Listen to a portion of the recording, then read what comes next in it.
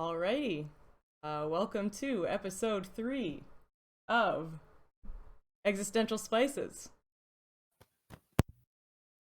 How's it going? This is Moat Simulator and my co-host. Hello, it's me, Chimblago. How are you doing? I'm doing well. How are you? I am doing fantastic, regardless of what my soundboard may imply. Well, that's good because we're talking about a pretty important topic. We're talking about fame and if it buys happiness. Oh, sweet. I Exactly. love being famous and or poor. Well, we have a show for you. We're also playing Super Flight. Pretty exciting.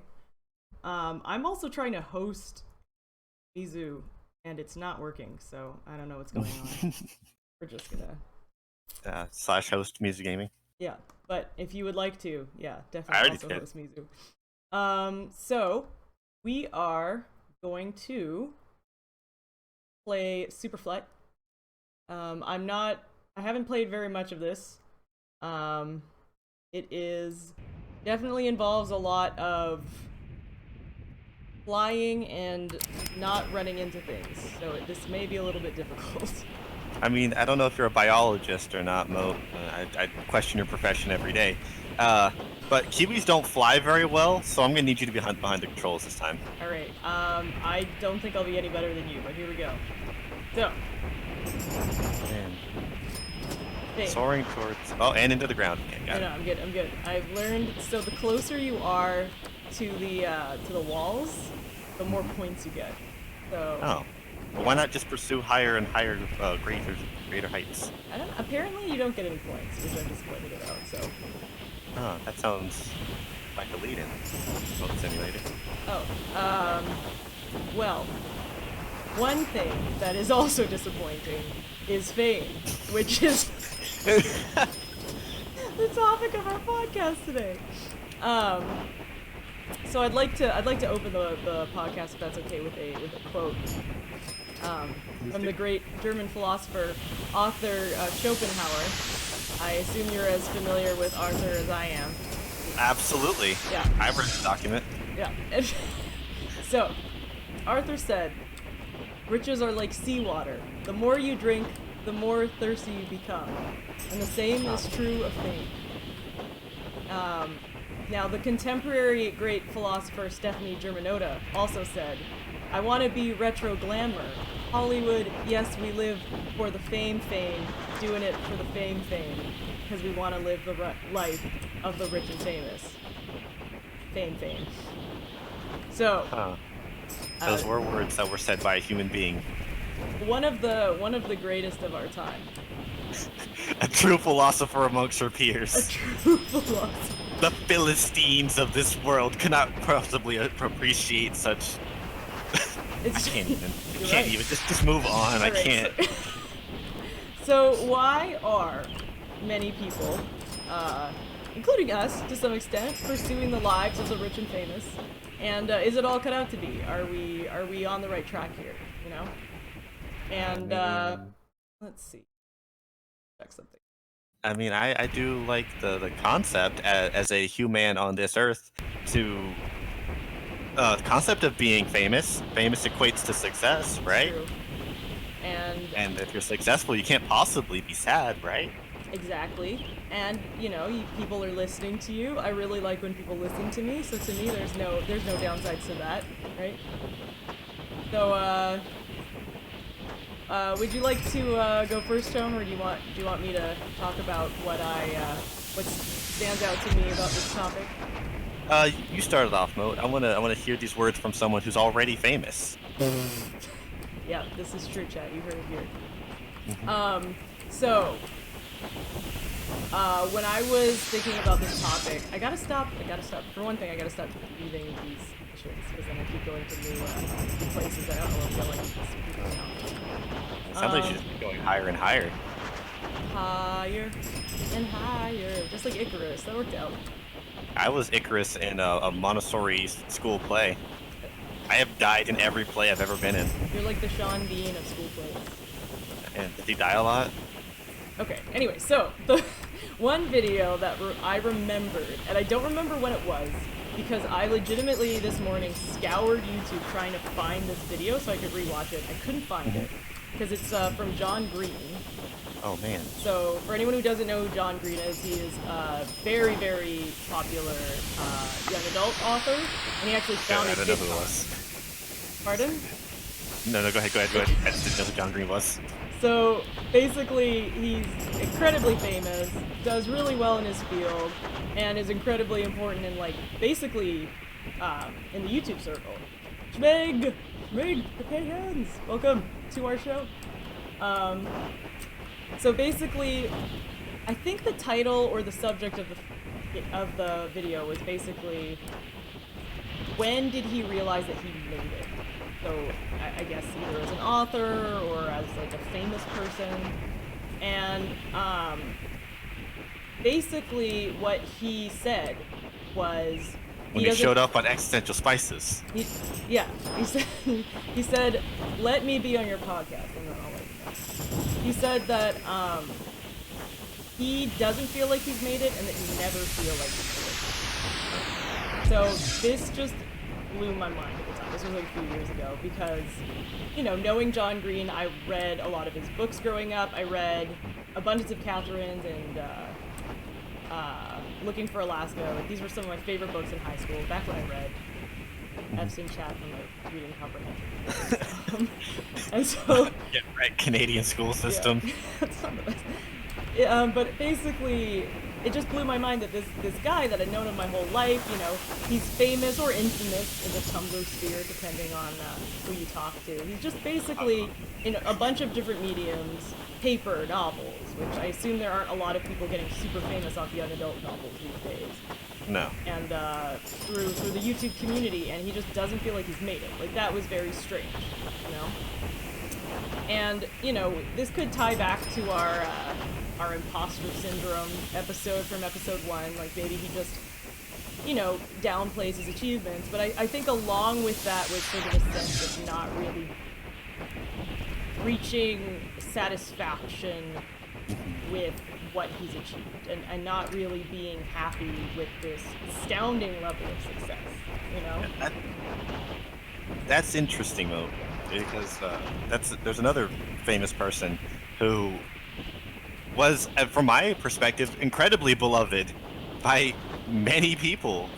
I mean, however you feel about Aladdin, I know my significant other is actually not a fan of the Aladdin films, but she does like Genie. Robin Williams. And yeah, we're gonna hard dive into that rock and into this very rough topic, and I predicted it would crash. I predicted it. How did I do? They didn't tell me what my score was. Proud of you. Robin Williams, famous actor, incredibly beloved. There are very few people I know that saw Genie and thought, man, what a hack. Just no, this is great.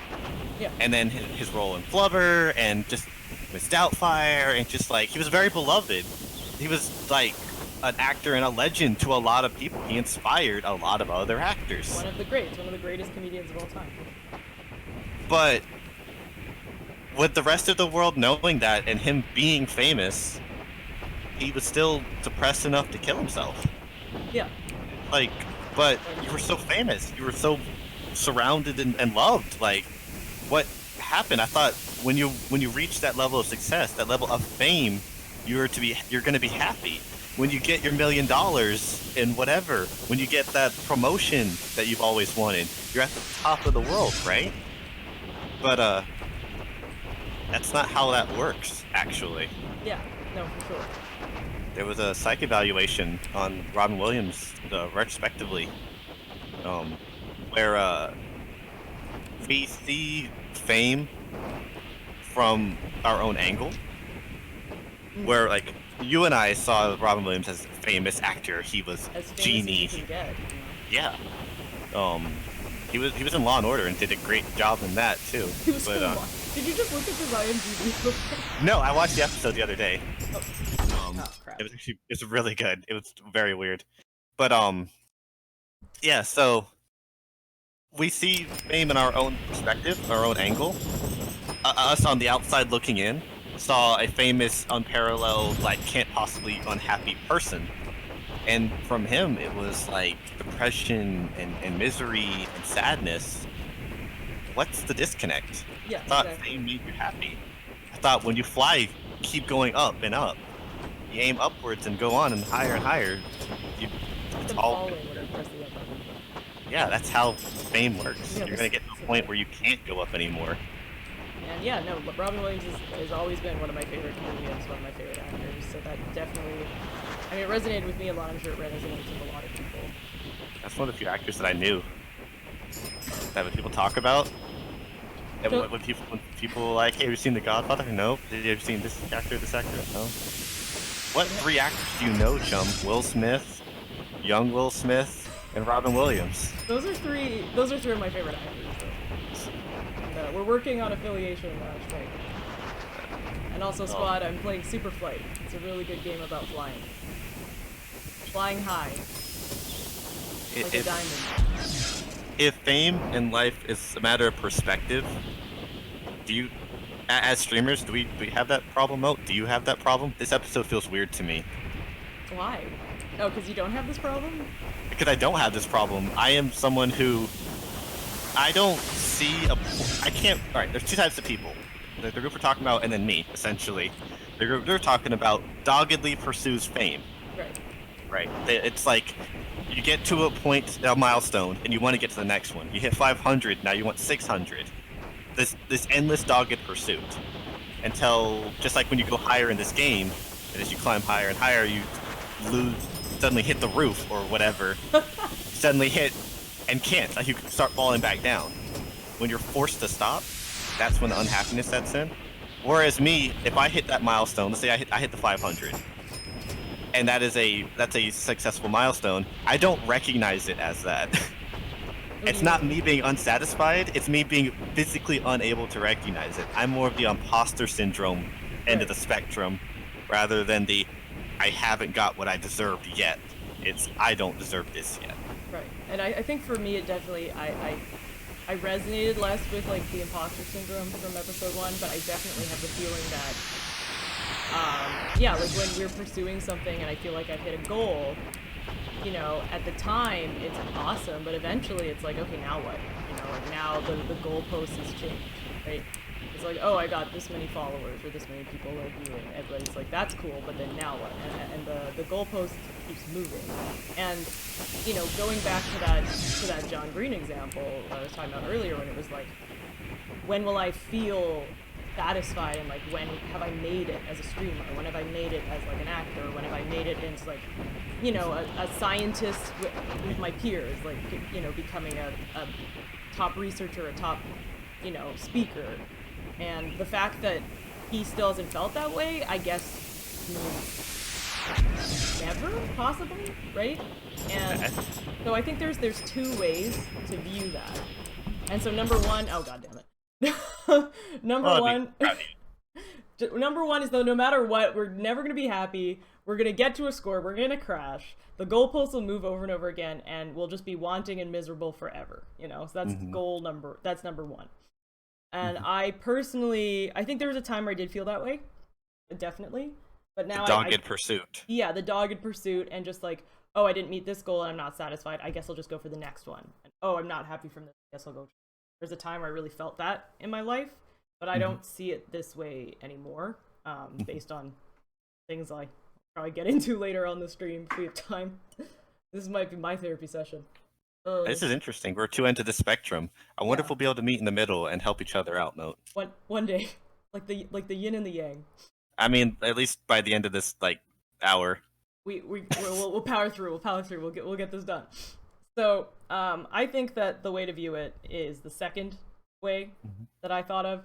So, you know, if Robin Williams or if John Green or if all these other famous people, they can't see the success right in front of them, perhaps we also have trouble seeing our successes too. So people who constantly move the goalposts for themselves. Yeah. So for example, like both me and you, we started streaming around the same time. And in that time, we've seen so many people give up. Like, it's wild to think of just a period of, a year and a half, how many people have come and gone, even, like, started after us and then stopped before us, you know? Yeah. And it's a crazy amount of people, right? And I think a lot of Community, of people, course. they either did that or they did well and they just burned out because they went too hard, or they Mhm. just like were having trouble building a community, or like really just having a group of people that they were inspired by, you know. And so in a lot of ways I feel like we've seen a lot of success that a lot of people haven't, and we need to be really reminded about that before constantly trying to achieve a new objective, you know. You know what's interesting about those, but both of those examples, either the people that like exploded and had a huge bit of success and then burned out, and the people who Yeah. didn't have the big growth.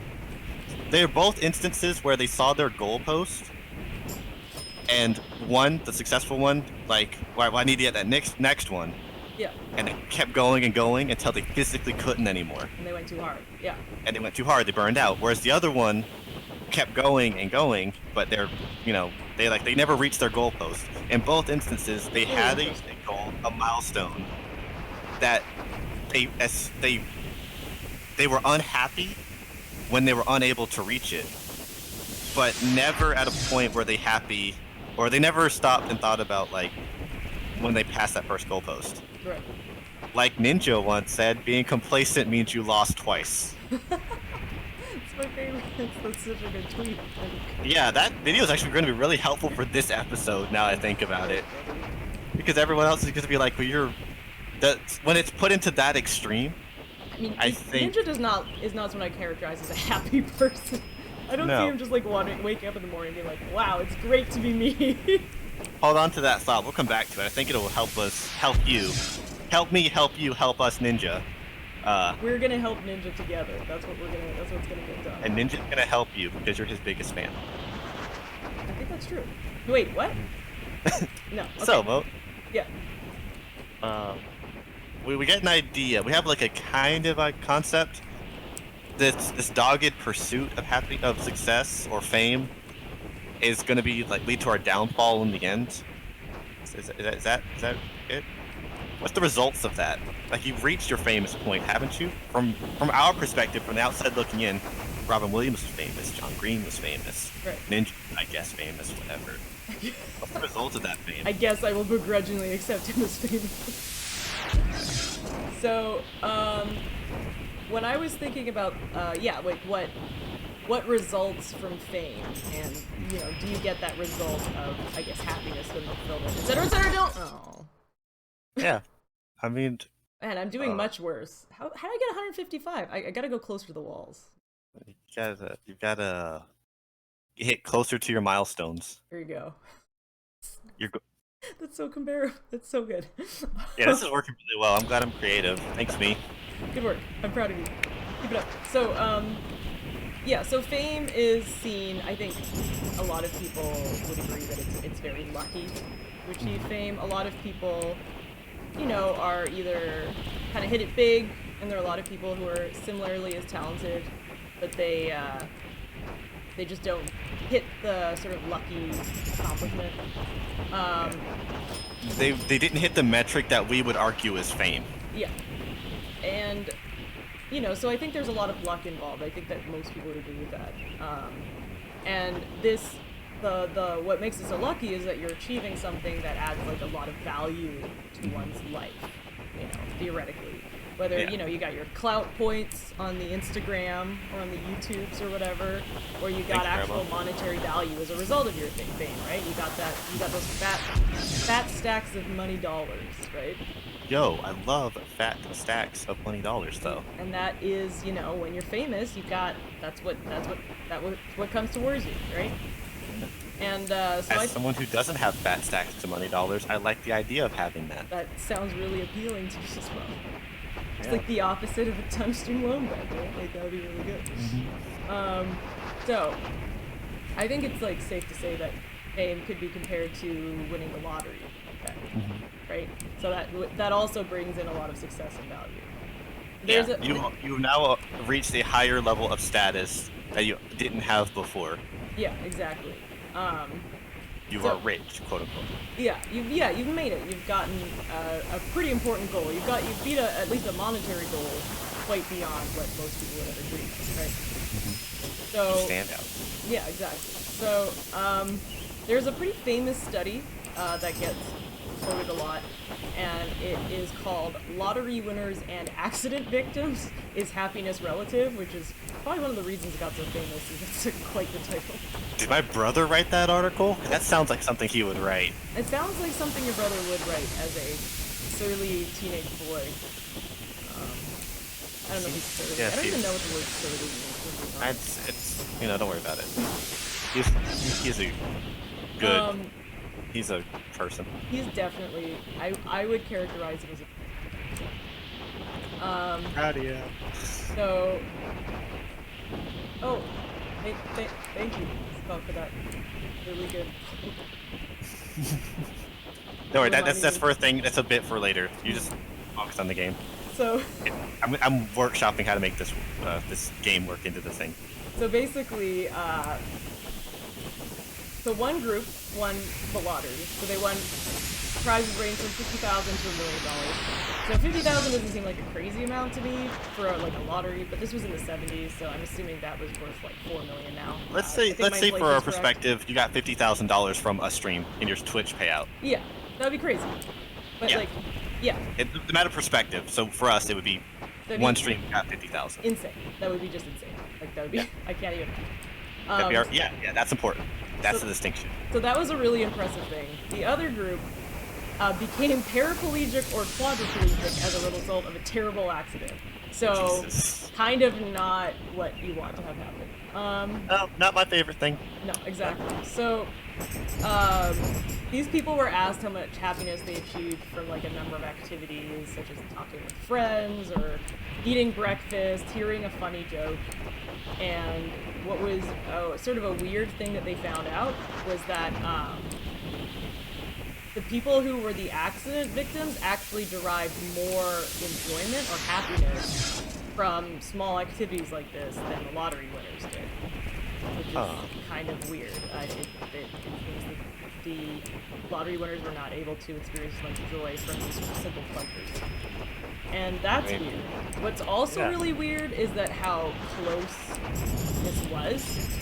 So the lottery winners' average of everyday happiness was only a little bit. Oh god damn it! It was only a little bit lower than the people. Like you into this rock? Then yeah, it was only a little bit lower than that. That rock was.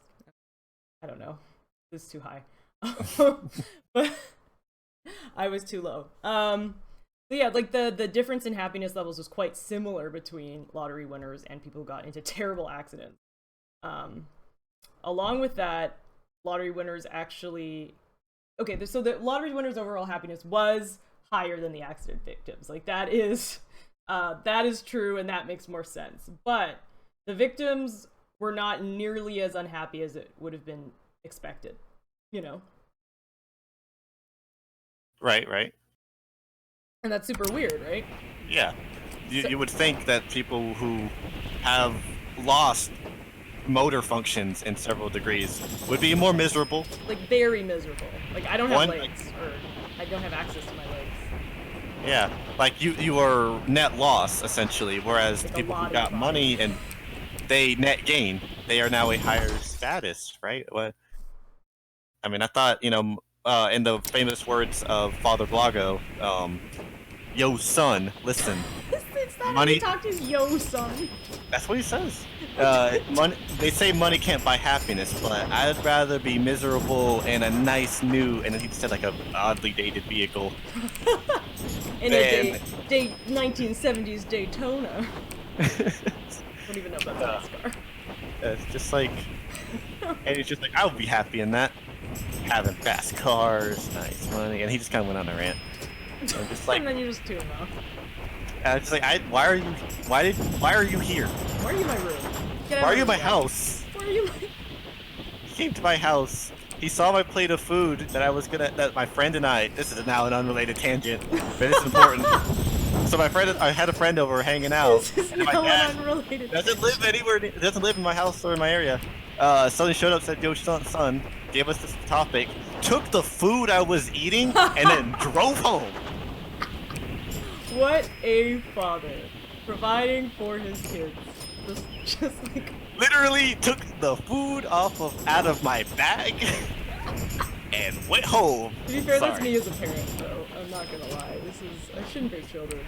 At least at the time. Yes. So that's your milestone. That's your goal. When you get to do that, that's your. I'm sure somewhere right now he's planning a better heist, a better chum score. heist. Or chum. Would you be satisfied with stealing the food off of my plate? Yeah, I versus... feel kind of bad about it. I don't. Yeah. But if you stole more food the next time, and then the next time, you eventually won't be able to steal enough food, and you will fail. Anyway, sorry. That was a funny tangent that went into a bitter monologue. I just would like to say that Squad has found that in 1957, which is my current high score on this game, the Soviet Union launched Sputnik 1. So now I don't want to beat that high score, because that's pretty good. That sounds like the best score I could get. You know? Sounds like a milestone. That sounds like a milestone. Am I going to beat that, though? I get really scared of the ground, because you get points for going near it, but as soon as I hit it, or go near it, I usually hit it, which is the opposite of what you're supposed to do. As a gamer, Moat, wouldn't you want to beat your high score every time? I mean, I guess so, yeah. And so, I think that, you know, having that idea can unfortunately, oh no! That can go into your life. It's like, the high score is important for this game. F's in chat. And crash and burn like that. Called it. Yeah. Man, I am great. I'm watching this 5 seconds in the past. Or future. No, past. I'm seeing it everything after it's happened. There we go. That's like, I was gonna say that's, Clockwork Orange? No, there's not, there's nothing to do with Clockwork. I was gonna say you were a fortune teller, but now I realize it's the opposite. So, anyway. Going back to the accident victims. Yeah, let's get back to them. Now that they're so happy. So why, and I was so miserable that my food was taken. Yeah, so why are accident people surprisingly happy and lottery winners surprisingly sad when comparing to, for example, Chum's dad stealing his food? Well, some kind of baseline, right? You gotta be some point.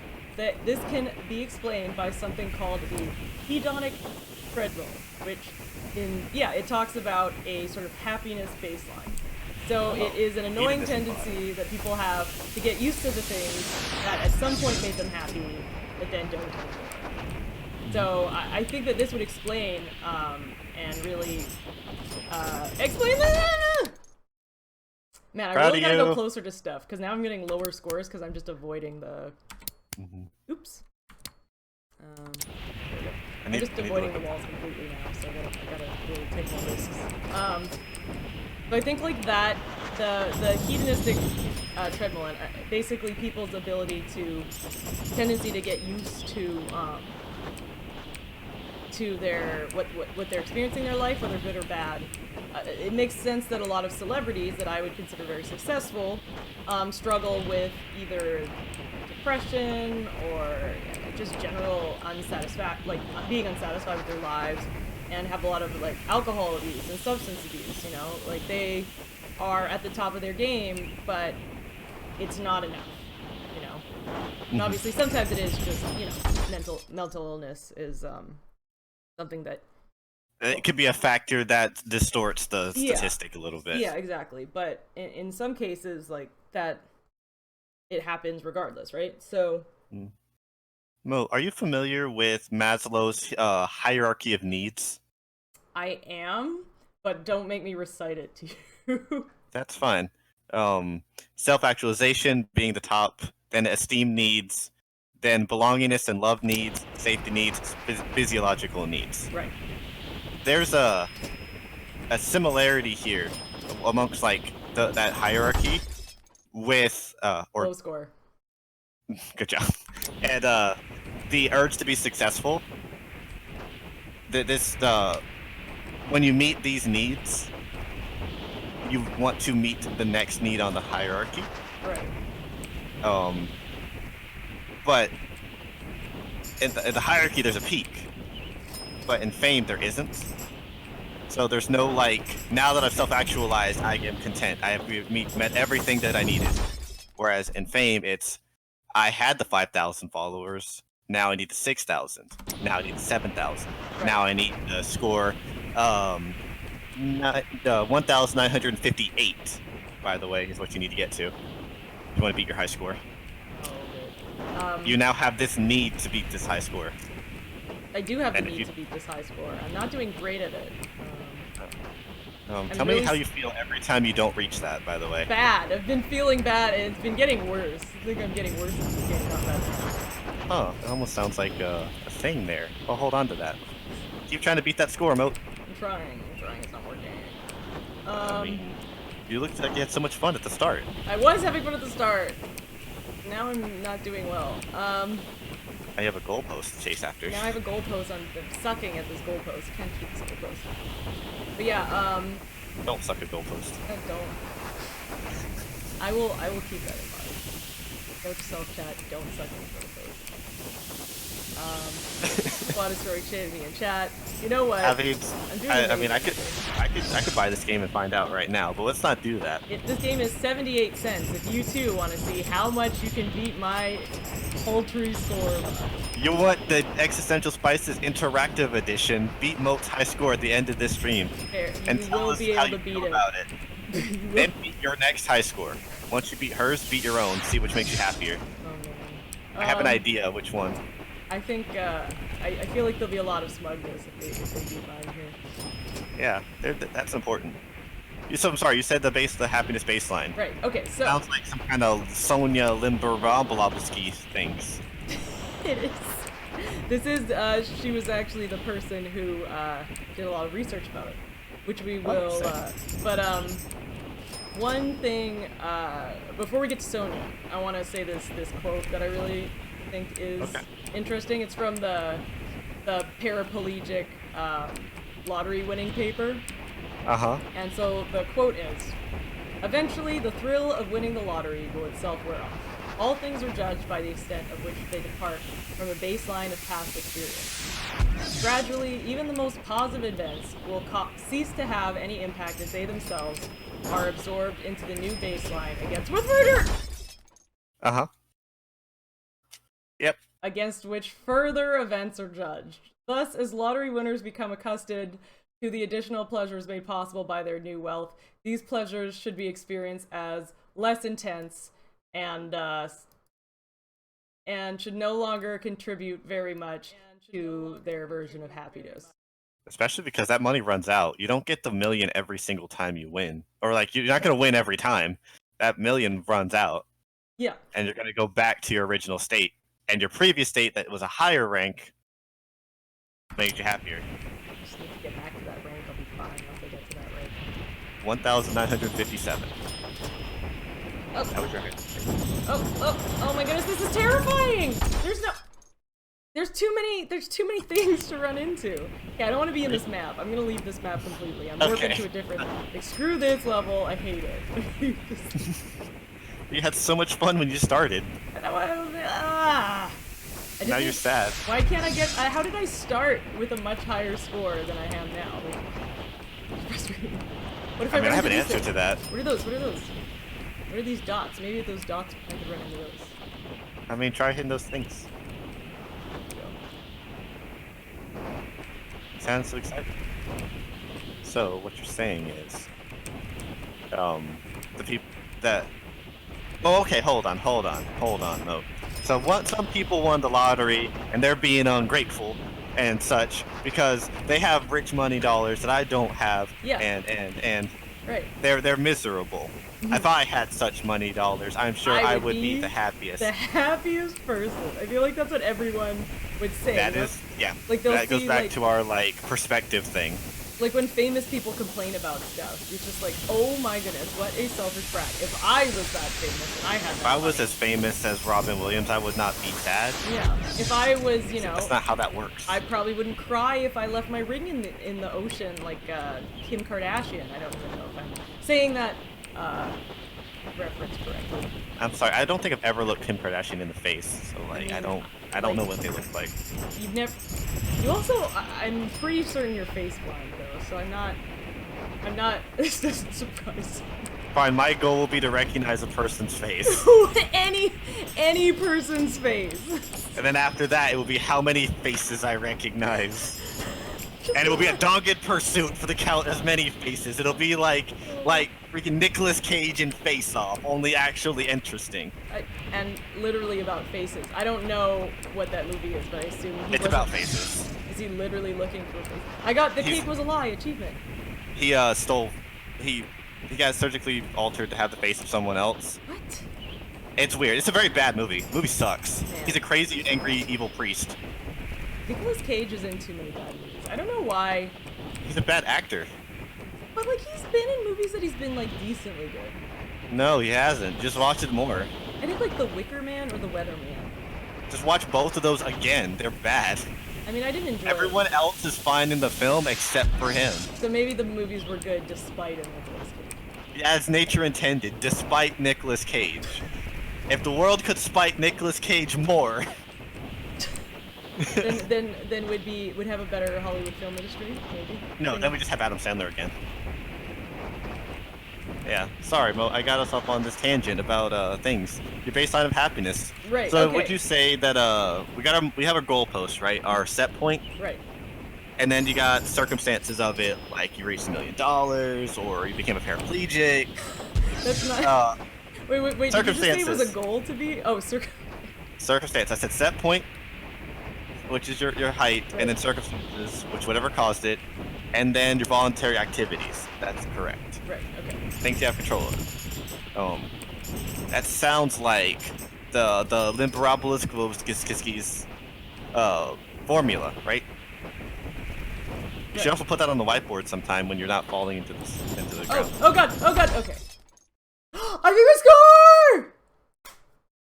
You've reached a new score.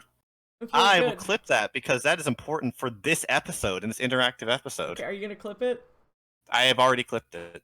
K-Nerd says Nicolas Cage is one of the best character actors of all time. Changed my mind. I mean, he's certainly a person who acts as a character. He definitely does act as characters. That's true. Is that what a character actor is? Okay, I can't hear you to answer this. I gotta get my whiteboard. Having some drink. All right. Sweet.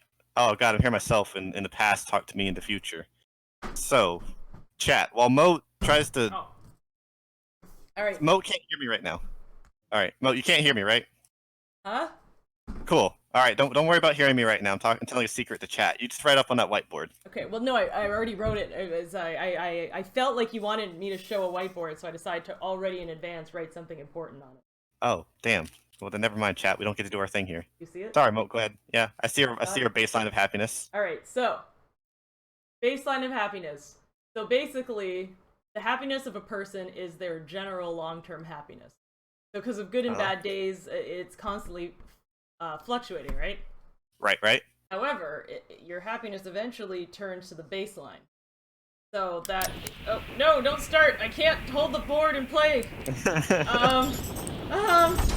Okay. So, so for example, you know, this is you... Zero! Yes! 0! That was your baseline of happiness, hitting that wall. My baseline is none! Oh god, stop! Oh god. So basically... Oh, I love this. Say that you are... to get in a terrible accident, this is one version of you, and at the same time you win the lottery. The one goes up and one goes down, but eventually you end up around or at the exact same line, right? Yeah. And so what... a point we would argue is satisfaction, or minimal. Or just sort of like, just sort of like... Neutral. The average... Yeah, what is your... Yeah, your neutral.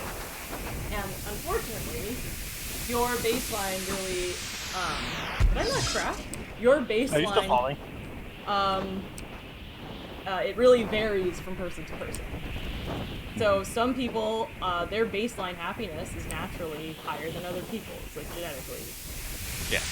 So, and then it goes into the biology of the human mind. Yeah, and sort of, I don't know it, but it's pretty intense and very interesting. It's my chief field of study, as it turns out. Yeah. Oh yeah. Oh wow. It's a good thing we're talking. It's more intensely like child psychology, but baseline of happiness was brought up before. There you go. I didn't know this actually. It's a surprise. It hasn't been useful yet. I mean, there you go. Now it's the time it's useful. Right?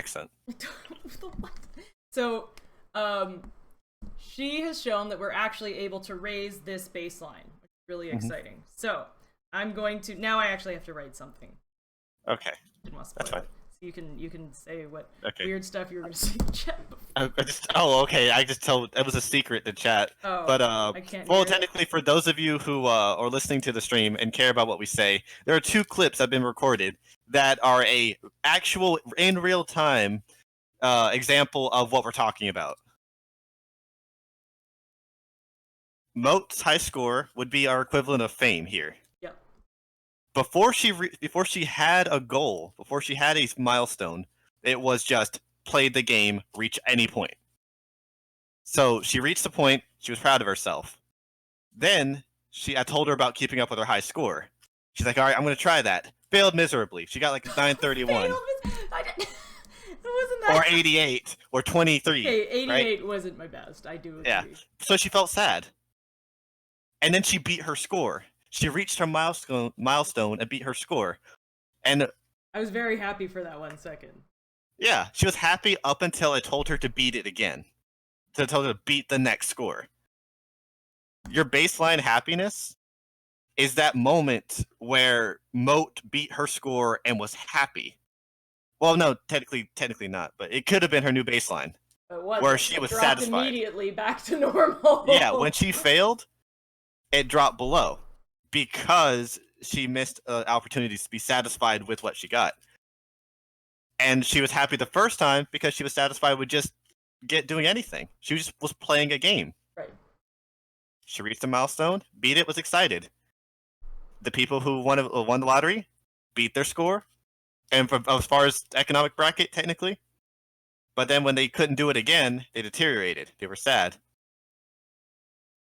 Is this in the shot?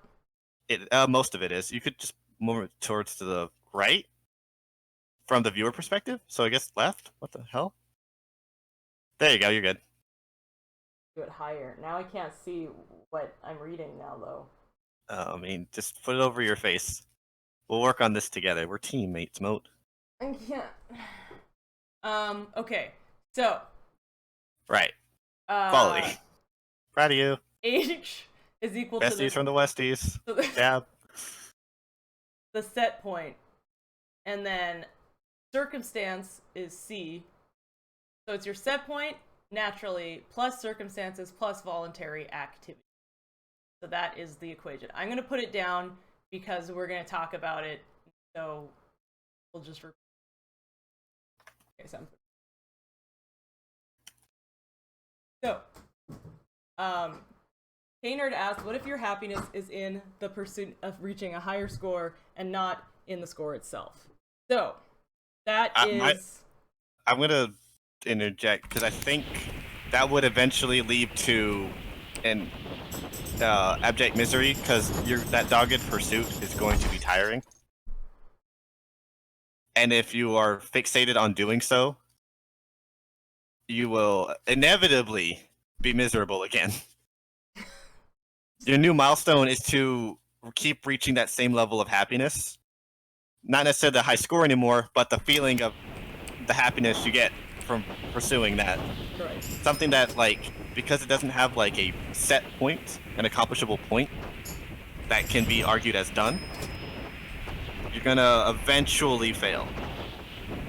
And and when you fail, that leads to misery. Or The maybe people are maybe one day I'll get the goal and just be happy and not be immediately annoyed. yeah, that you didn't reach it the second time. Yeah. Hi, That's Pius. point. It's nice to see There's a you. point of satisfaction. Yo, Pious Rampage, how are you doing, friend? I made 2 clips and did a experiment. Why am I talking like this? Oh, 'cause I'm holding back a cough. That's your exciting voice. Good voice. Why, thank you. All right. So, Kaner, I think what you're talking about falls under conditions. So first, we're going to talk about what the S is, and then we're going to talk about those conditions. Circumstances. Yeah. So set point, as we talked about, is a genetic predisposition to happiness.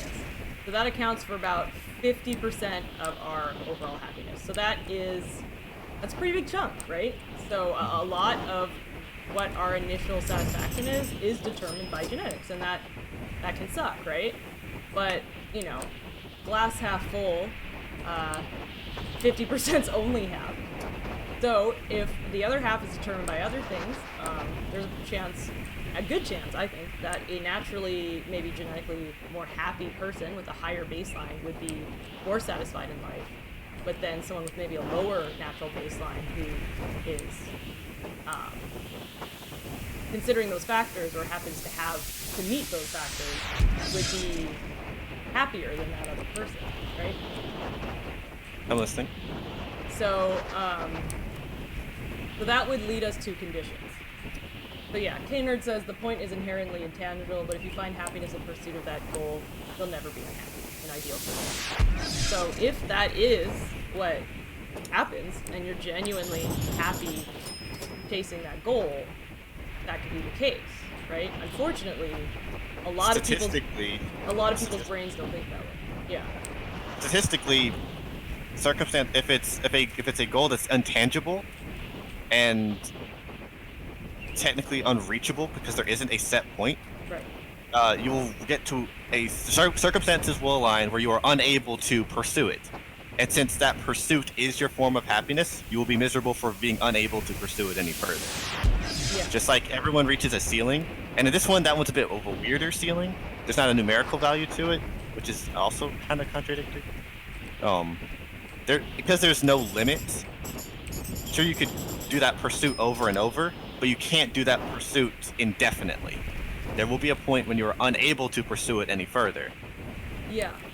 So and if your happiness derives from that pursuit, you can't pursue it anymore, you can no longer be happy. So yeah, so there's a lot of different pursuits. Obviously our focus here is fame and notoriety and maybe approval from peers, for example, but other things, other goals other than that, other conditions in this formula would be getting just a lot of money, or getting a lot of cool things, like getting all that Gucci swag, as the kids say, I believe. Yes, absolutely. And so, unfortunately, a lot of time that chase, statistically, in research, doesn't seem to do much to raise this baseline. The dogged pursuit leads to inevitable failure. Yeah, I mean, in many situations. I don't know about all situations, but that definitely seems to be empirically what the studies seem to allude to.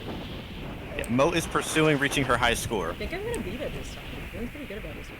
She's feeling good. She's pursuing it right now. If her goal line, like as you're saying, was to and this is not to throw Kaner through anything. It's just to put the example into practice here. She's happy trying to beat her goal, but she's going to get. Oh, did you see that move? Yes! Where she crashes, fails, and now has to try again. Or she succeeds in beating the goal, crashes, fails, has to try again. Yeah. And the crashes will increase as the difficulty rises. And harder to get to this without crashing yeah, every time. she's gonna hit the point where, oddly enough, failure leads to more failure. Well, can lead to ultimate failure. Sorry, like we talked about the streamers who weren't doing so great at the start, ended up just giving up.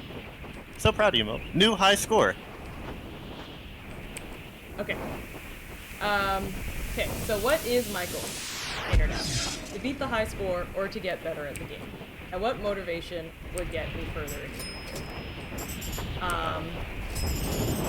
I mean... I know the one that leads to happiness. The one that leads to happiness is definitely getting better. And using it and be like, oh, like I crashed, I didn't get that high score, but, you know, I'm better at the game. What? That's a different direction I was gonna go. Where were you gonna go? I want to hear where you were gonna go. Okay. Alright. So, if the dogged pursuit to beat the high score will make you happy in the process of beating the high score until you crash and fail. And then you're gonna get to the point where you fail more times than you succeed, significantly more. It'll demoralize you and you'll give up and you'll be miserable. You will now think about that game you couldn't beat. So getting better, because there isn't just like a value to it, although increases replay value won't actually make you happy. And beating the high score, there's just another high score after that. The one scenario in which happiness derives and is improving through the gameplay at this point was back at Moat's start, where she was just playing the game. She was just playing the game. Right. Before she got the high score and made that her goal. I just unlocked the achievement beginner. Good job, Moat. Right now she's just playing the game. She's enjoying the game for as it is. If there was no high score whatsoever, she could just mindlessly fly through the air and be content. Yeah. As I know a Moat simulator is wont to do. And I think, like, yeah, like, in that, like, tying in what Kaner said, like, is it just to, if it's just to get better and I wasn't thinking about the scores, I think, yeah, I think that would derive more satisfaction. If, like, we can sort of forget those numbers. Unfortunately, I just don't, I feel like in almost every situation in life, whether it's, like, trying to get those, like, Instagram followers or Twitter followers, or trying to get money, or trying to get, like, success, or trying to be the best at something, like, it's so hard to avoid those quantitative figures, right? Satisfaction is frowned upon in society, which is very strange to me. And that's where Absolutely. this episode especially in America, like in like that American Green thing, right? And that's where this episode of Existential Spices is particularly different to me.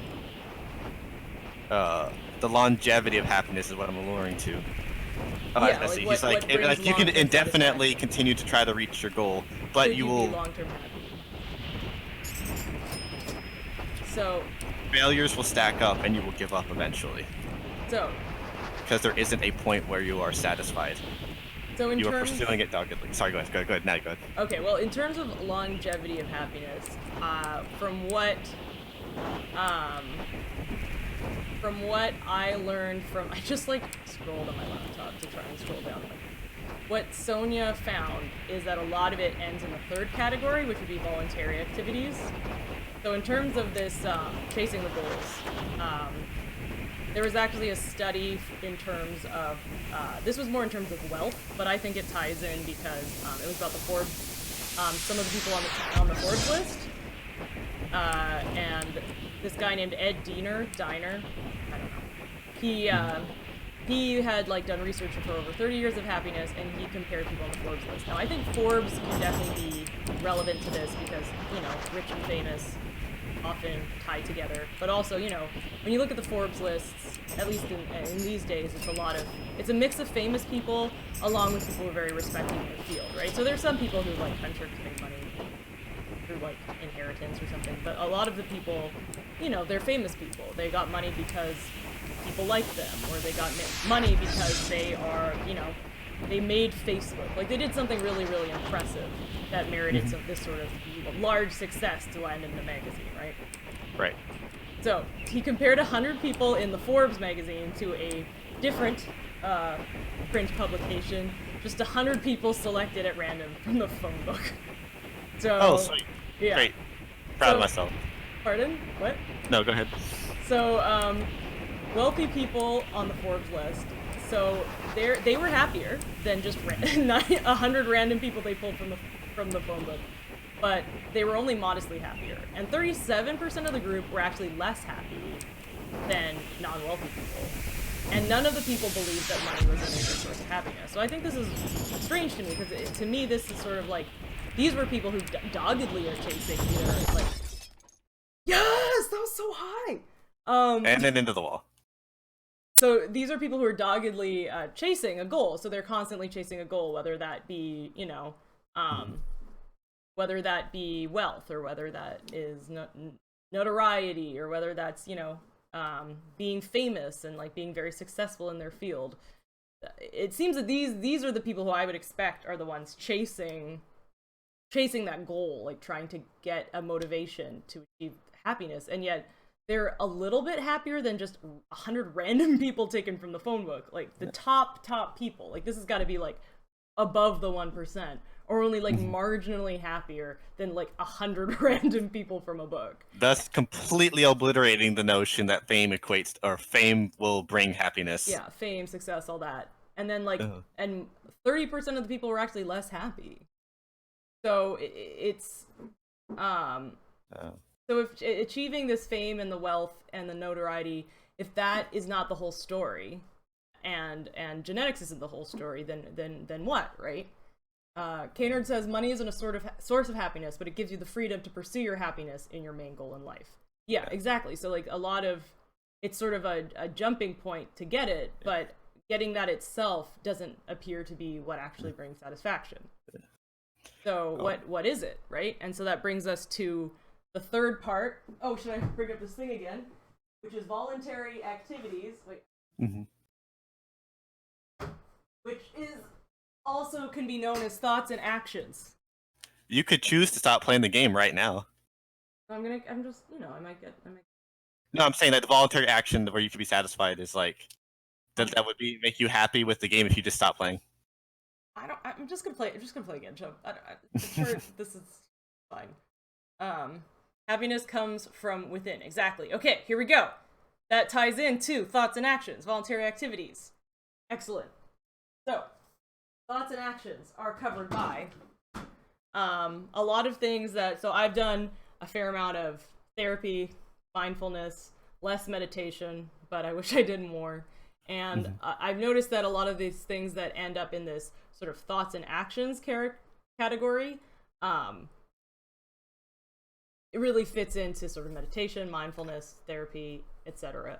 And these, I always get the feeling that abstract concepts can be, I'm listening. They can be, they could seem abstract and like nothing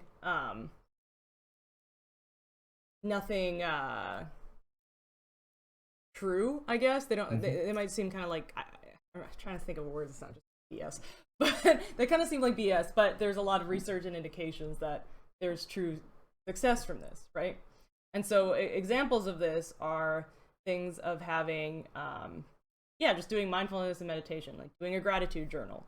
So a lot of the things is, instead of constantly like chasing after a goal and feeling like having that feeling that it's not enough, you write what you're grateful for. So that's sort of how you can achieve that goal of being happy while still achieving a goal, by realizing what you have right now, which is gratitude. Also, hello, Simeon. It's nice to see you. And another thing is practicing forgiveness of yourself and of others, right? So forgiveness of others is probably helpful, just to not be mad all the time, but then also forgiveness of self if you don't accomplish those goals, right? Or if you don't having the ability to be satisfied with where you get to. Yeah, forgiving yourself for not quite, like, say, you wanted to get into Harvard and you don't get in, shucks, like forgiving yourself for what you think is a failure can be very, very soothing. And quitting the game is apathy. That's why I'm still going. And and this is where you and Kaner kind of took a different direction in my head. And with the amount of time that we have in general. My That again. Yeah, the score 7,700, whatever score it was. It's pretty good. If you were in a position where, if you were to stop playing the game of your own volition, would you be okay? Would you be all right, or would you feel miserable because you didn't beat your high score? I think it'd be fine. I'm getting annoyed now. Yeah. I'm getting back to getting annoyed. You're getting annoyed now because you're trying to beat your score and you're not. You're getting like 70. You're that pursuit that you were trying, where you beat it, that becomes fun. Where most people enjoy it when they actually beat the goal. Yeah. When the pursuits end in failure, people become more miserable. Or when you're not, when you're not being mindful and practicing self-love and self-care. Yeah, which you don't is have the another, ability to be satisfied with whatever score you get. So self-love and self-care, which is again other thoughts and actions, is a way to accept your flaws and your shortcomings. So yes, I may probably not get to 7,000 again, but that's pretty good. Yeah, good job, Moat. I'm proud of you. Oh, Ted, I forgot this channel's name. Hello, Mo. Beat the hell out of this one, out of your first score. So, with the only few minutes that we have left, because we have like 12, give or take. What would you like to do, Mo? Because I think we talk more like this episode is more about you, whereas the first two were more like dealing with my problem. Mao is sad in chat. Mao, you got it paced. Let me recommend thoughts and actions to achieve happiness, which is self-love and self-care. Accept your flaws and your shortcomings. You didn't reach this episode. That's okay. There's always the next one on the VOD. Yeah, and the VOD. Be happy with your accomplishment. So thoughts is, we've been over thoughts. Actions is things like getting enough sleep. Apparently, sleep can cause a lot of unhappiness. Who knew? Exactly. Lack of sleep. And being with friends, laughter, and finally, one thing that Sonia talked about was that money actually can buy happiness, but if you spend it on someone else. So, buying yourself that shiny car that you think will finally fill that hole in the void in your chest, that it won't. It will help for a bit, and then it'll be like, now I want a better car. But if you spend it on someone else, that actually does have that lasting happiness that Catered wants to get. So these are better options than the clout chasing. Yeah. Yeah. So okay, we're doing final thoughts time. Yeah. All right. So I have an anecdote. Thoughts equals key to happiness. Exactly. I like how there's gonna be no chat on the YouTube, so I'm just gonna agree with that, and that's it's gonna seem like everyone's agreeing. So I used to be very obsessed with success, definitely, and this was especially my kryptonite in terms of like that clout chasing goal was academics. Probably because I'm half Asian and my mother just instilled it in me. It's a cultural thing. It's a cultural thing. I want to get best grades, go to the best school, get a really prestigious job, get really good money, and so I could get and then at the end goal what?